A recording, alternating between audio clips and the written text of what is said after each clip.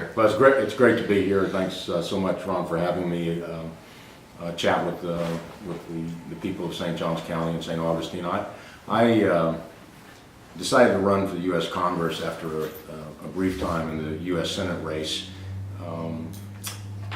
primarily because I have a desire to serve.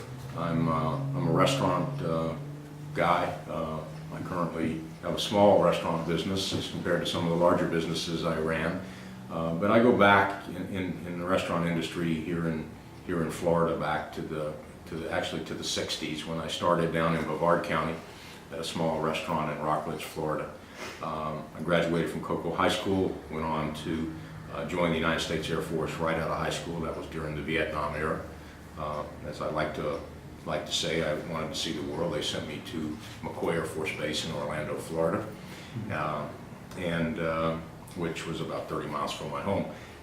From there, I volunteered and went to Vietnam in 1969. So I served in the combat zone during that period. Learned a great deal about how you survive in that type of situation, but it was a fast grow up. I was able to get about a year and a half of college while I was in the Air Force, just taking knife classes, and came back, went to Florida State University, and then a Red Lobster opened up in Tallahassee, Florida, and it was a really exciting restaurant from the perspective of someone that had kind of been in the business most of my youth, and so I contacted Darden Restaurants down in Orlando. They offered me a summer job for 3 months. It lasted 11 years. We started building Red Lobsters and then developed another couple of concepts, including the Olive Garden. I didn't have any equity stake of any consequence, and was not yet president of the company, and I was approaching 30 years old, so I was a little disappointed in my progress, and kind of struck out and went to Boston and joined a fellow, Aaron Spencer, who owned 5 Pizzeria Uno restaurants. Joined Aaron, I became president of Uno's when I was 33, took it public, and built it into about a $400 million business over a 17-year period, moving from president on to chief executive officer of that company. When we took the company private in 2001, I left Uno's and then ended up as president and CEO of Ruth's Chris Steakhouse, which brought me quite often to St. Johns County, because one of the restaurants that we wanted to make some major improvements in was our Ponte Vedra restaurant, which we did on my watch. Also acquired Mitchell's Fish Market during my tenure as CEO, and opened up a unit at the St. John's Town Center Mall. So as I kind of fast forward into kind of my political endeavors, I've been involved in trying to influence public policy around my business, my selected industry, the restaurant industry, for about 20 years. And as I reflect back on the times back in the 90s when we were trying to influence the debate on Hillary Care, when we started wrestling with our bad immigration policy back in 1984 and 1986, as business leaders, dealing with some very bad policy that was literally unenforceable. I made the decision, and when I left Ruth's Chris, to try to see if I could bring my years of experience to Washington. And I spent quite a bit of time in Washington over the years, particularly during my time on the board of the National Restaurant Association. People used to call us the other NRA, but post Herman Cain, now we are the NRA. The NRA is interesting because it represents about 1 million businesses and 14 million employees. And so you can imagine with that sector of the economy, and it's probably not surprising, the fastest job creating sector of the economy in the last 20 years. More jobs created in the restaurant industry. Healthcare is catching up pretty quick, but we are the second largest private sector employer, food service industry. And so I think that's a little bit reflective of why Herman Cain ended up getting more active in political affairs, and myself as well. And so when this new district was formed, and I first saw it back in November, I was in the U.S. Senate race, but it was an interesting way that they did this, which I thought was pretty well done by the state legislature. because it captured areas of the state and counties of the state that have a lot in common, and have a great deal of opportunity to be represented by someone that's not directly tied to the Jacksonville or Orlando urban markets. John Mica served in this district for a long time, and some of the priorities that he had were not necessarily consistent with some of the priorities that I felt existed here. Very well respected conservative Republican, but not as closely tied to the economic engines of this area. I became quite familiar with St. Augustine back during the period of time that I was a tourism commissioner in the state. I was appointed by Jeb Bush, and we were working a couple of years ago, maybe as long as 4 years ago, on the celebration here in St. Augustine, and how the state Visit Florida and tourism marketing arm of the state could help promote the celebration of the anniversary of the founding of St. Augustine, and worked with other hospitality and tourism people all along this coast. And when the district was formed, I basically, as a business person, you analyze the situation. You say, is this a good fit for Craig Miller as a place to serve? And being someone that grew up on the Intercoastal Waterway, being someone that has literally 40 years of experience in hospitality and tourism, someone that's been dealing with things like immigration and healthcare and so forth, and looking at the economic makeup and demographic makeup of this district with 100,000 veterans, lots of retirees, lots of tourists, I thought that it was a great fit for my background and my experience. There are a couple more veterans in the race. I happen to come to be one of the veterans that's older, so I match up very well with the veteran makeup in this district, which are mostly retirees. As a tourism professional and a hospitality person, clearly everything along the coast has a bearing on the economic thrust of this area. So I got into this race. I was the first person to get in, and in some respects, I think by knowing John Mica so well and having run against Sandy Adams last time, which comprised part of the southern part of the district, I felt very comfortable that the two of them would probably not run in this district, and it was going to leave an opportunity for someone to step forward. And as we all know, it's now a crowded primary. Lots of conservative Republicans, but no one with the business background and the experience of actually having done it in the race.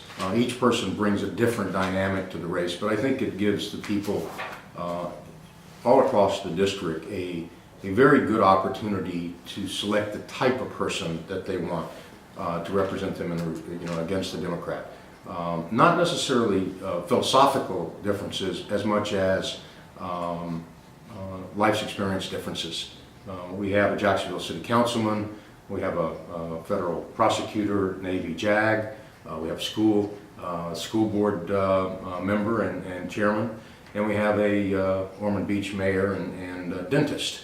And then you've got kind of job creator Craig Miller and business person.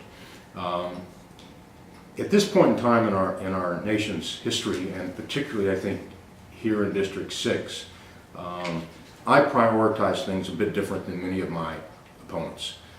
Many of my opponents who have not kind of been on the other side of the table as long as I have, dealing with some of the things that go on in Washington and their impact on people's willingness to create jobs, people's consumers' ability to generate demand for goods and services, which drives the economy. I talk a little different tune. There's a lot of folks in this race that talk about cutting large departments in the federal government. There's a lot of talk about this border security. There's a lot of talk about the national debt, and all of these things that are being talked about are mostly being talked about by people that have never been in the game, so to speak. Almost all of my opponents currently take some form of government check. I haven't had a government check since 1971, so I make a big distinction on the fact that I haven't been, living off the government, and I'm not really looking for a career as a politician. I'm looking to go to Washington more as a citizen type of statesman that brings a lifetime of Main Street experience.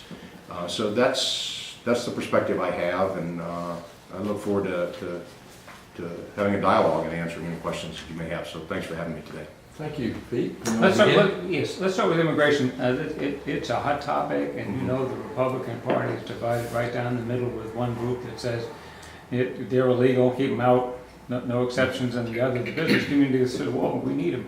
And you may recall J.D. Alexander in the state Senate stopping some strong anti-immigration legislation because he said, hey, we need it for our business. Sure. You know, it's a citrus business. So where do you stand on that issue? It's a tough one. It's a tough issue, but it's not an unmanageable issue. If you know the history of our immigration policy, you quickly understand that the laws that were passed by Congress in '84 and went into effect in '86 that basically targeted the business community as the policeman. The formation of the I-9 form and collecting information on your workers to ensure that they have some proof of citizenship. But then there was no really follow-up in terms of enforcing those rules. I can give you numerous examples of finding illegal people working in my company, and the response you get from the federal government is, let them go. They walk across the street, they go to work for a competitor. So the more you try to do your job to enforce these bad immigration laws, the more unfair it is from a competitive standpoint. So the way I look at this issue is that we have some very, very bad legal immigration policies and legal immigration laws that cause an enormous amount of consequences. The dialogue that takes place to a large extent is about what do you do with the consequences. The consequences being, 11 million or 12 million, however many illegal immigrants are in this country. Why are they staying? How are they getting in here? A large number of them are just extended past their time with visas. And the consequences of trying to shut down, the workforce folks that are coming here that do, in many respects, fill a need. Particularly in certain industries, my industry being one of those, particularly in seasonal resorts where H-2B visas and others are very important to the workforce needs of those folks. We also have a great need and among the agricultural component, and this district has a big agricultural component, both in foodstuffs and flowers and other things of that nature. As far as I know, I'm the only candidate that spent a lot of time, up and down the St. Johns River corridor talking to farmers, meeting with the last milk farmer in Volusia County and talking about, why he's in the situation he's in and what it's going to take for his small family farm, which 3 generations to continue to operate. So first and foremost, I think that we should deal with fixing our legal immigration system. And I'm a proponent of an expanded guest worker program because I believe that we need to take that workforce need and acknowledge it and work towards solving a chunk of the consequences of these people being in here illegal. For example, if you had a guest worker program where someone could come into this country and work for a period of time and had the freedom to go back to his or her country kind of at will, visit their family without fear of not being able to come back and work in the job that they have the opportunity to work in, you would see less immigrant workers bringing their families over in the first place because from what I've learned and talking to people that are in this country illegally, one of the reasons why so many people bring their families with them is because not because they necessarily want to relocate to America, but they need the job opportunity here. If they're making 50 cents an hour someplace else and they can make $12 an hour here in America, that's something, and the job is not being taken by an American worker. That's the magnet that's drawing these people here. And if you talk to farmers, agricultural workers, hospitality workers, restaurateurs, hoteliers, and then you look at the makeup of Congressional District 6, I think any representative of this district that doesn't have a list of solutions, and I think importantly an understanding of the reality of where we are, you're not going to come up with the type of answers and the type of representation in Washington that can help the situation move forward. So to kind of capsulize that is, let's deal with our bad legal immigration policy. Let's then, once that's done, and we have to have laws that are enforceable.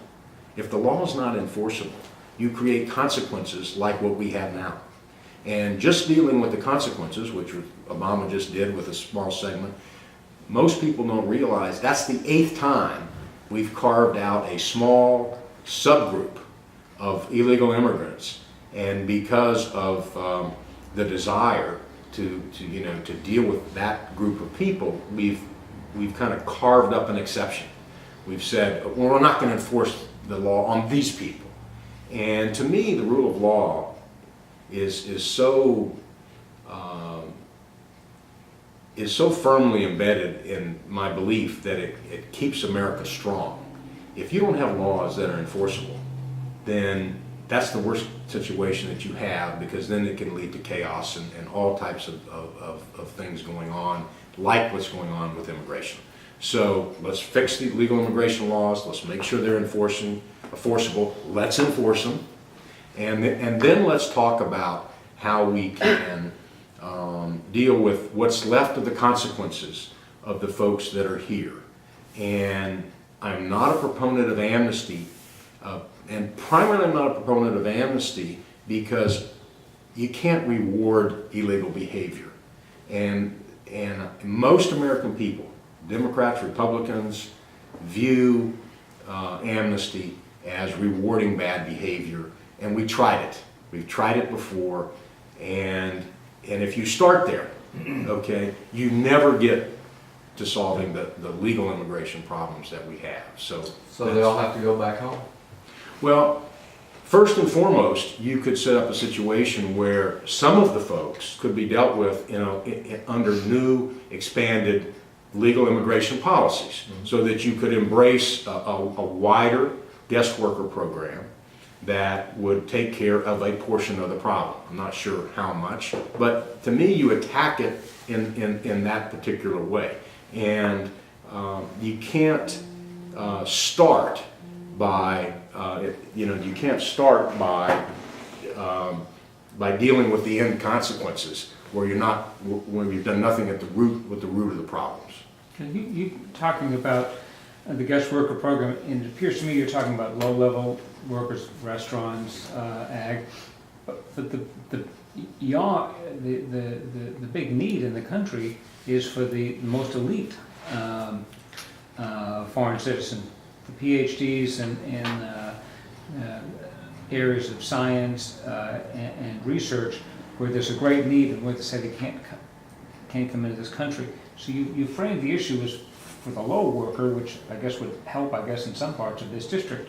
But you haven't talked about the high-end worker who might be working at Mayo and living here. Yeah, there are many subsets of immigrants that are coming here. Our country cannot be great without immigrants. Mm-hmm. We're in a competitive world. We're in a competitive world for resources.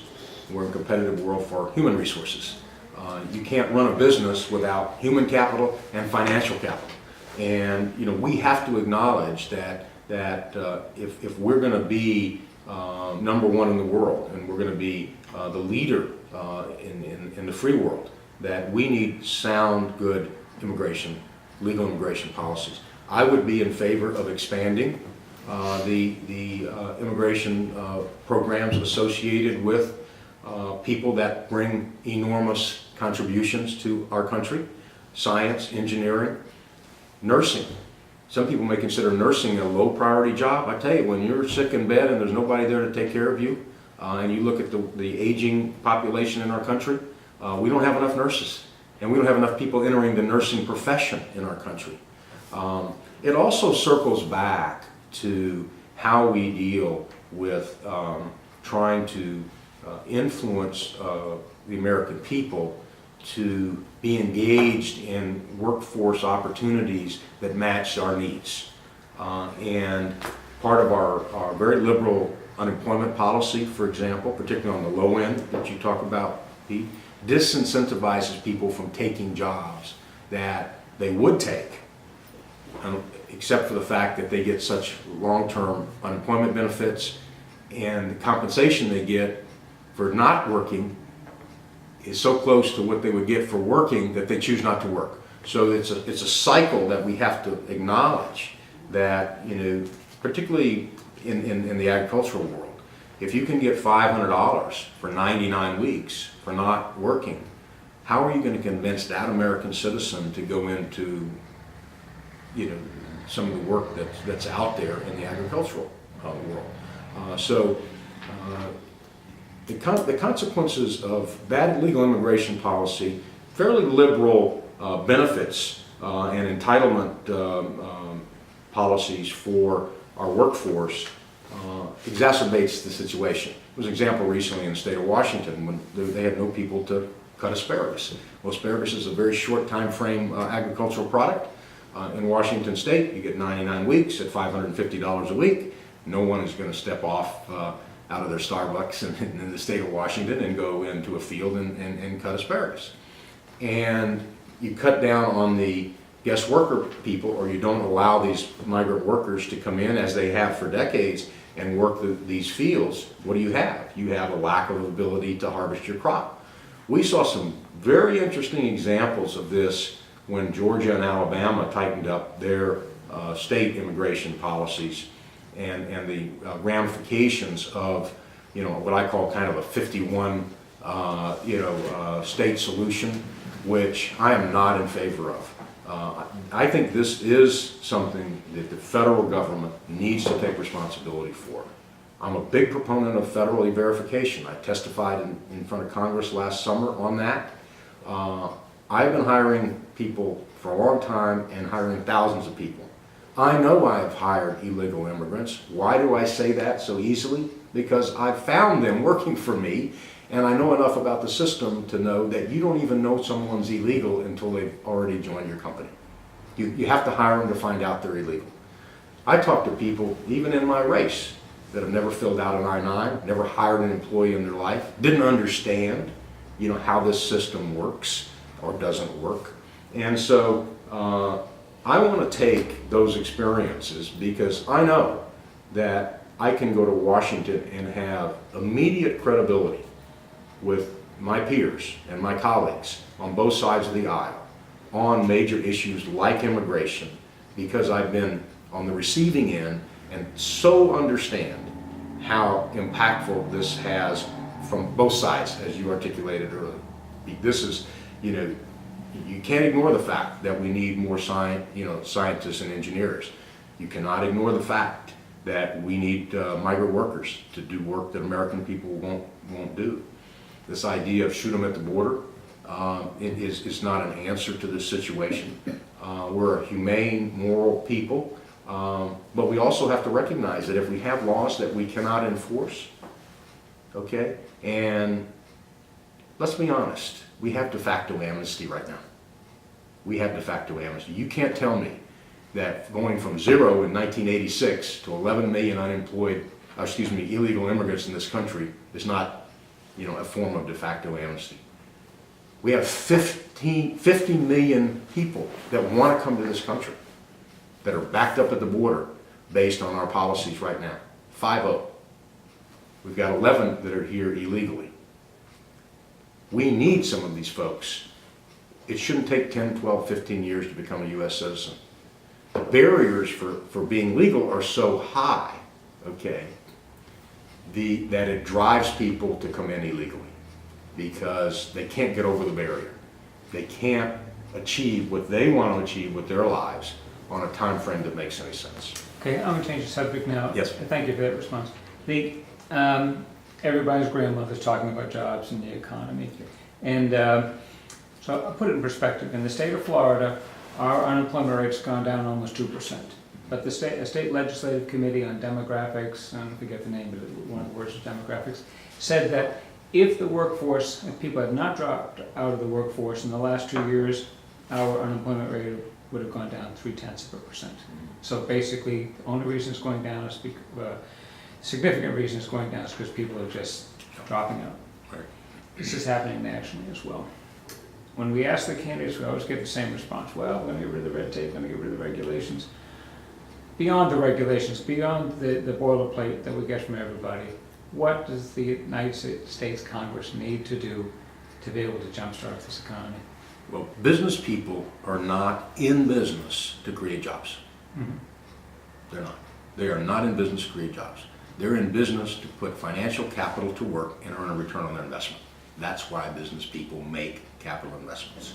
We're in a cycle right now where there's not large enough consumer demand for products and services to drive the demand for the need for more human capital.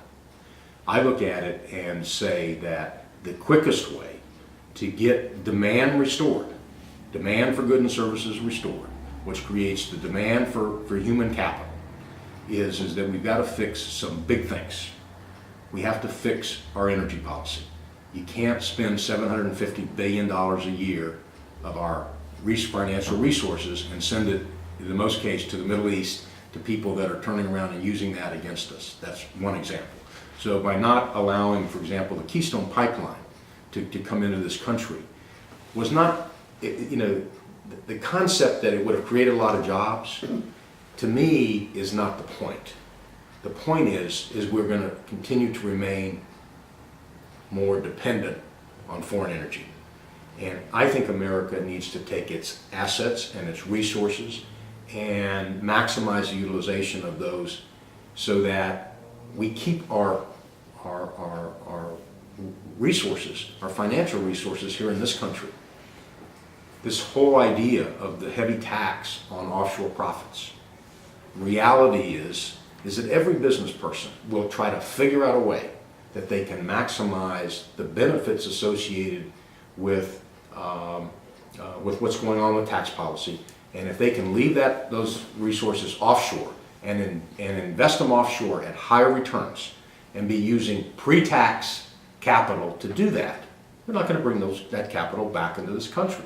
So I'm a huge proponent of being more realistic and saying we want that financial capital in this country because it starts the pump. It primes the economic pump by having accessible capital here that business people will be willing to put into the system. Once you start investing financial capital, the cycle of creating demands for goods and services gets primed and things start turning around. So regulations is not a myth. Banking regulation specifically. You talk to the CEO of Prosperity Bank, you talk to the community bank leaders here in this district, and you will find that every banker now is a bad banker, regardless of whether they are or they are not. Their hands are literally tied. I've just gone through an example. I built a new restaurant with my son that just had its grand opening last night down in Central Florida. And getting access to the necessary resources to open this restaurant, despite the fact that the financial record of the investors was pristine, was incredible. And if you don't allow the free enterprise system to breathe, and you don't allow it to make the decisions based on the credibility associated with the likelihood that the venture is going to be successful, and you seize up the capital formation markets in such a way, particularly among small business owners. I like to tell the story of the Hallmark store. The Hallmark store owner been in business in the mall here in St. Augustine for 20 years. Has a nice home, raised a family, has a couple of kids in college, has 4 or 5 employees that work in his Hallmark store. Every year in October, he goes to Prosperity Bank, I'll use it as an example. He goes to Prosperity Bank and he gets a line of credit, working capital loan, to build up all his inventory for the holiday season. He uses as collateral his home and his business. And for 20 years, he's never done it any differently. He's always got the working capital dollars he needs to bring in all of the new inventory and cards and so forth. Nothing's changed. His business is still good. He's always paid it back in January, and then he starts the cycle all over again. Well, this year he goes to his banker, and the banker says, I'm sorry, federal government banking regulations say that you are a bad risk. Now, Jack, I've known you for 20 years. You've always paid your bills. Your business hasn't changed that much. Your house still sits there. Your kids are in college. But the banking regulations say now if you loan to that customer, you as a banker are going to have your reserves hit immediately because we have determined that this is a bad risk. It used to be the bank president or the lending officer evaluated the situation and made a decision of whether it was a bad risk. So let's look at the cascading effect of what happens. Can't give you the working capital loan this year. Can't rebuild your inventory. Okay? Business closes. Gets through, do a closeout sale on January 1st. All the merchandise is gone. 4 employees get laid off. The mall's now got one less store. You see it all every day. Walk around some of the malls. You know, the fellow that owns the store is now out of business. He loses his house. His kids have to drop out of college. One bad decision based on false information about the business or the financial risk of that small business owner and tenant caused heartache, pain on multiple families. The landlord's hurt, the economy's hurt, people are out of work, and nothing had changed other than a regulation under Dodd-Frank that says that's a bad risk. And guess what? We don't care how good a banker you have been in the past, you're now tied to how the decision is made in terms of whether you loan to that customer or not. Folks, that's going on all over America. Hundreds and thousands of small business owners are struggling because they no longer have the access that they've always had to be able to fund their businesses and grow their businesses. Have you taken, or will you take a tax pledge, no tax? I have taken the pledge not to raise taxes. I believe that until our government recognizes that raising taxes, particularly under the circumstances that we're currently in, does not solve the problem. We have to send people to Washington that are willing to draw the line. As a business owner and somebody that's made thousands of decisions about whether to raise prices or not, I've never raised prices. You guys make the same decision. You take the price of your newspaper up a dime, you sell fewer newspapers. Chances are your revenue is going to go down. If we continue to tax the American people and to tax small business owners and to tax our corporate companies at increasingly higher rates, because we're short of revenue, we're going to not stimulate the economy. We're not going to make people that put this financial capital to work willing to step forward and make that investment. Every pro forma business owner in America, every business owner in America does a pro forma on new investment. They all work off after-tax returns. After-tax return on invested capital is the number you look at. You run a newspaper. If you're going to make an investment on a new press, if you don't get the after-tax return on that investment, you don't make the investment. You don't hire new people if you don't need them. That's why businesses are not in the business of trying to create jobs. They're in the businesses of making their business successful. So I pledge not to raise taxes on the American people because I firmly believe it's not the solution to our problem. Do I want more revenue coming to the federal government? You bet. We've got entitlement programs and other commitments that we've made to the American people that we have to fulfill. My response is that the best way to be more profitable in a business and the best way for our country to get its fiscal house in order is to, at the same time we're managing our expenses better, we drive the top line through increased productivity, entrepreneurship, regulation reform, and in some cases less taxes. How do you respond to Governor Bush's argument that he would never sign one because he said if he did, he couldn't negotiate with the other side because he wouldn't have anything to negotiate with, basically removing him from the leadership cadre? Yeah.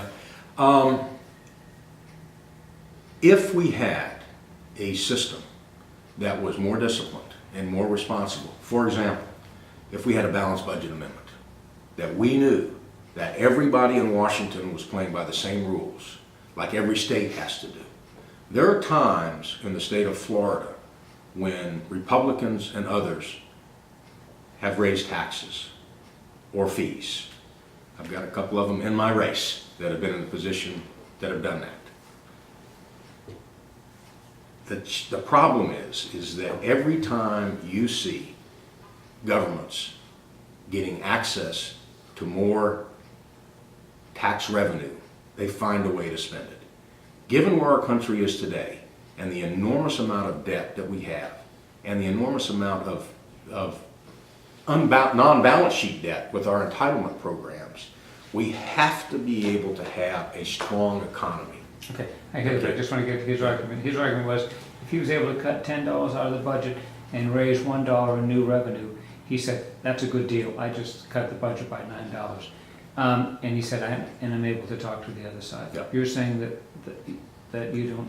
I have signed a pledge that I would not raise taxes on the American people, and it's because I don't think it's the right thing to do, and I don't think it will help our country long term, and that's why I've done it.